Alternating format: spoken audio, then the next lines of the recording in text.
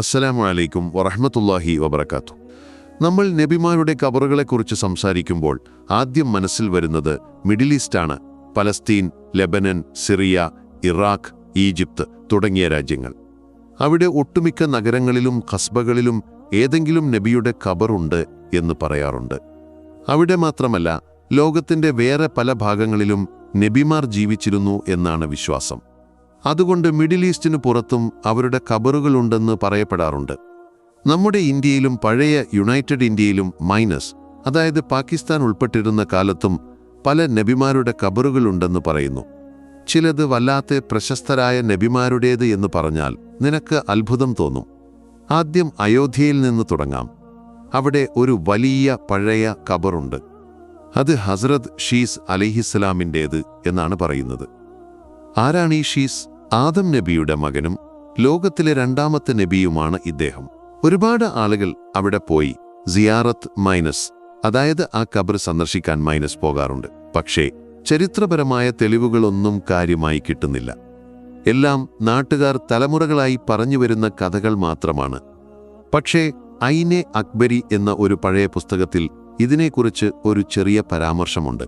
അതിൽ പറയുന്നത് അയോധ്യക്കടുത്ത് ഒരു നീണ്ട ഖബറുണ്ട്. അത് ഷീസ് നബിയുടേത് എന്നാണ് നാട്ടുകാർ വിശ്വസിക്കുന്നത് എന്നാണ്. പക്ഷേ അതുകൊണ്ട് മാത്രം ഇത് ശരിയാണെന്ന് പറയാനും പറ്റില്ല. എന്തായാലും 3400 വർഷം മുമ്പ് ആ പുസ്തകം എഴുതിയപ്പോഴും ആ ഖബർ അവിടെയുണ്ടായിരുന്നു എന്ന് മനസ്സിലാക്കാം. ഇതുപോലെ ലോകത്തിൻ്റെ വേറെ ഭാഗങ്ങളിലും ഷീസ് നബിയുടെ ഖബർ എന്ന് പറയുന്ന സ്ഥലങ്ങളുണ്ട്. പലസ്തീനിൽ 1, ലെബനനിൽ 1, ഇറാഖിലും 1. പക്ഷേ ഇവിടെയൊക്കെ തെളിവുകൾ ദുർബലമാണ്. അതുകൊണ്ട് ഇതിൽ ഏത് ശരിയാണെന്ന് 100% പറയാനും തള്ളാനും പറ്റില്ല. 9 ഗേസ് അതായത് 9 യാർഡ് നീളമുള്ള ഒരു ഖബർ. ഇത് ഹസ്രത്ത് നൂഹ് അലൈഹിസ്സലാമിൻ്റേത് എന്നാണ് പറയുന്നത്. നൂഹ് നബിയെ അറിയാലോ?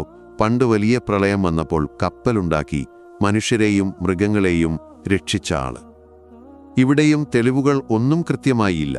എല്ലാം നാട്ടുകാർ പറഞ്ഞു വരുന്നത് മാത്രം.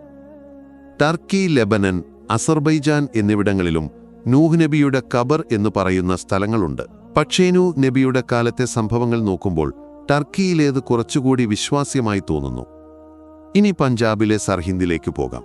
അവിടെ ഒരു സ്ഥലത്ത് 9 ഖബറുകൾ ഒരുമിച്ചുണ്ട്. ഇവ 9 വ്യത്യസ്ത നബിമാരുടേത് എന്നാണ് വിശ്വാസം. ഈ ഖബറുകൾ വല്ലാത്ത വലുതാണ്. ചിലത് 12 അടി, ചിലത് 15, 17, 20 അടി, 20 അടിക്ക് മുകളിൽ പോലും. നാട്ടുകാർ പറയുന്നത് ഈ ഖബറുകൾ 4000 വർഷം പഴക്കമുള്ളതാണ് എന്നാണ്. ഏകദേശം 4500 വർഷം മുമ്പ് ഹസ്രത്ത് മുജദ്ദിദ് അൽഫ്സാനി എന്ന ഒരു സൂഫി പണ്ഡിതൻ ഇവ ആദ്യം കണ്ടെത്തിയെന്നും പറയുന്നു. അവർ അക്ബർ ജഹാംഗീർ കാലത്ത് ജീവിച്ചിരുന്ന ആളാണ്. ഈ പ്രദേശവുമായി ബന്ധമുണ്ടായിരുന്നു. പക്ഷേ ഇവിടെയും എഴുതപ്പെട്ട തെളിവുകളൊന്നും കാണാനില്ല. എല്ലാം പാരമ്പര്യമായി പറഞ്ഞുവരുന്ന കഥകൾ മാത്രം.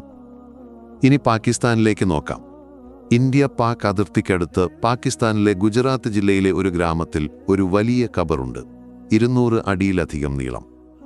ലോകത്തിലെ ഏറ്റവും നീളമുള്ള ഖബറുകളിൽ 1 എന്ന് വേണമെങ്കിൽ പറയാം. ഇത് ഹസ്രത്ത് കബീത്ത് അലിഹിസ്സലാമിൻ്റേത് എന്നാണ് പറയുന്നത്. ആരാണ് ഈ കബീത്ത്? ആദം നബിയുടെ ഒരുപാട് മക്കളിൽ ഒരാളാണ് ഇദ്ദേഹം എന്നാണ് വിശ്വാസം. ഇതല്ലാതെ പാകിസ്ഥാനിൽ മറ്റൊരു വലിയ ഖബറുണ്ട്. ഹസ്രത്ത് ഹാമിൻ്റേത് എന്ന് പറയുന്നു.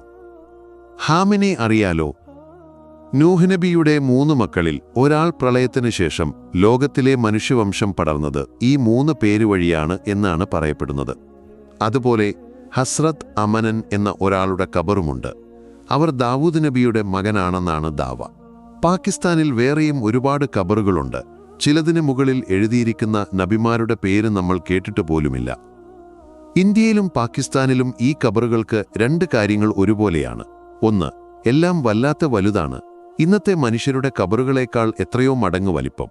2, ഇവയ്ക്കെഴുതപ്പെട്ട ചരിത്ര തെളിവുകളൊന്നും ഇല്ല. എല്ലാം പാരമ്പര്യമായി തലമുറകളിൽ നിന്ന് വന്ന കഥകൾ മാത്രം. അതുകൊണ്ട് ഈ ഖബറുകളെക്കുറിച്ച് ഒരു ഉറപ്പുള്ള അഭിപ്രായം പറയാൻ ആർക്കും പറ്റാറില്ല. 100% ശരിയാണെന്ന് പറയാനും തള്ളാനും പറ്റില്ല. നിനക്കിതൊക്കെ കേട്ടിട്ട് എന്തു തോന്നുന്നു? ഈ ഖബറുകളെക്കുറിച്ച് എന്താണ് നിന്റെ അഭിപ്രായം?